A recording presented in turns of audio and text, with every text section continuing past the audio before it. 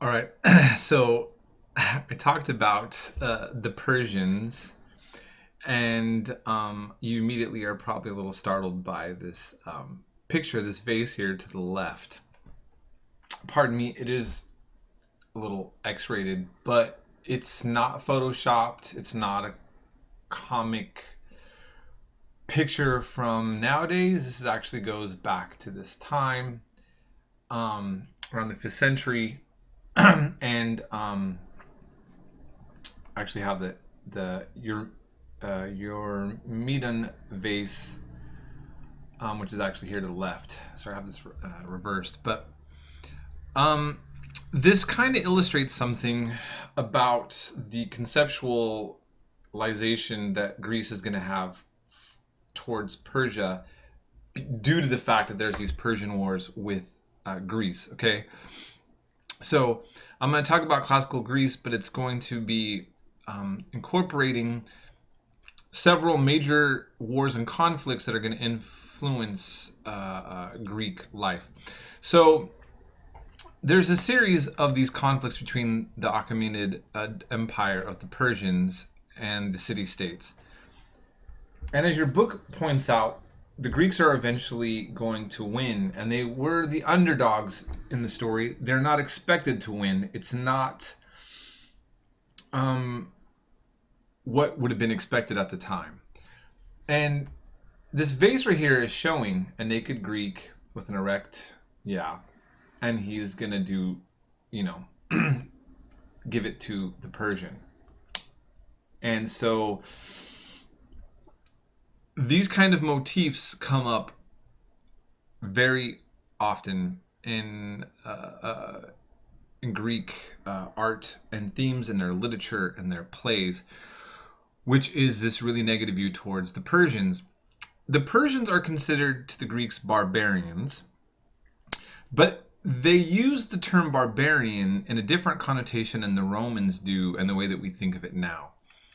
So, first of all, they made fun of people whose language they didn't speak, and the term barbarian is like kind of mocking the way people sound like when they talk, like bar bar bar bar bar, like it just like sounds like chatter to them.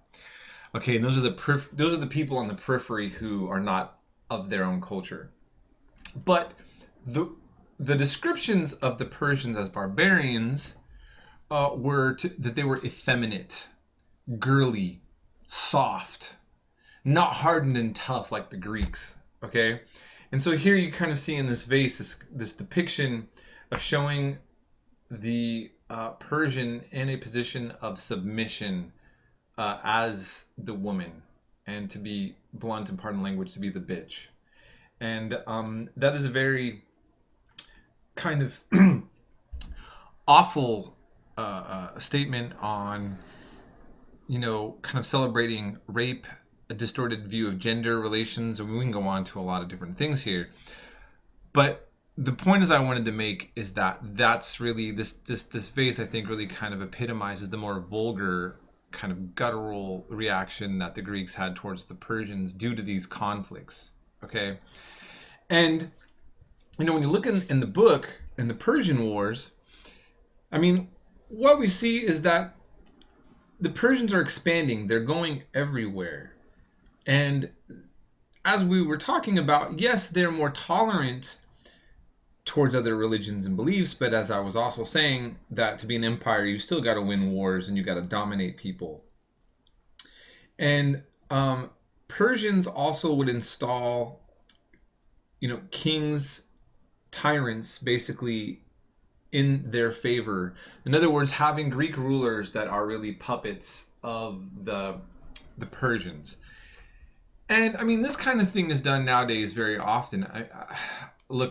If you look at modern U.S. politics in Latin America in particular, there is coup after coup after coup in the Cold War, where if the U.S. doesn't like a certain leader in Latin America in particular, and that's just one case, they would often have the military, we would assist the military of that regime to overthrow the leader and maybe install a military dictatorship like we did in Chile in 1973. They had elected a socialist. A guy was accused of being a communist, but he won elected fair and square. The U.S. thought that that would be in favor to the Soviet Union, and so we paid the military to kill their president, overthrow him, and create a torturous military regime that was in our imperial interests.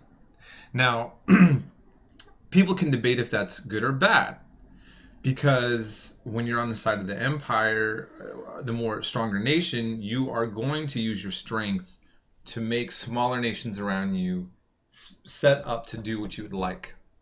And sometimes you can have direct control by actually dominating, like having your military presence there, or you can have a more kind of underneath, more silent, quieter way, and maybe indirectly rule by having rulers kind of do things that are in your favor for your interests. Okay, and so over a period of time, the Greeks got sick of this. They did rebel, and the Persians, when they essentially fought them, it would have expected to win. If you were a betting person, everything was on the favor on the side of the Persians.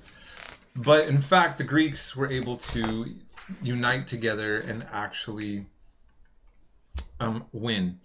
Now, I'm not breaking down all the details of the war. You have that inside of your book, your textbook. And they are significant. There was the movie made 300, kind of celebrating one of these pivotal battles, the pass at Thermopylae. And that is a very interesting battle. Of course, that movie, I should let you know, is so extremely anti-historical. First of all, the Persians don't look like Persians in the film, and they make Spartans sound like American patriots. Oh, freedom isn't free. And of course, we know what Sparta was really like, since we've just talked about their culture, not democratic. And in any case, the battle did actually happen, and it was significant. And so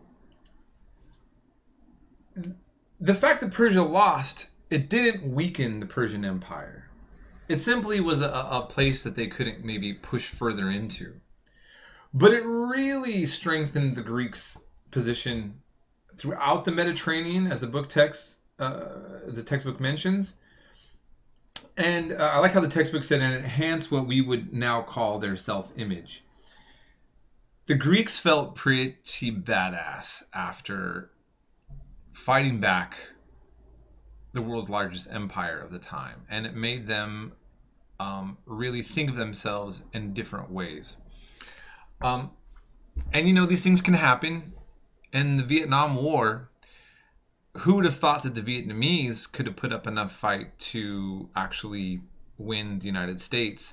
More Vietnamese died, but they really did win the war. And they fought with a tenaciousness that the U.S. politicians didn't maybe foresee. And so sometimes politicians think they're going to go in somewhere and their plans are one way and the reality is different. So here, this was the case with Greece versus the Persians. I'm going to have you watch this video now, the Crash Course World History, that helps kind of fuse in more the topic of Greeks versus the Persians. And hopefully it'll help you maybe conceptualize it a little bit more, because we're also going to talk about some other historical things that are in the video that I'm going to just kind of reiterate in some of these next lectures.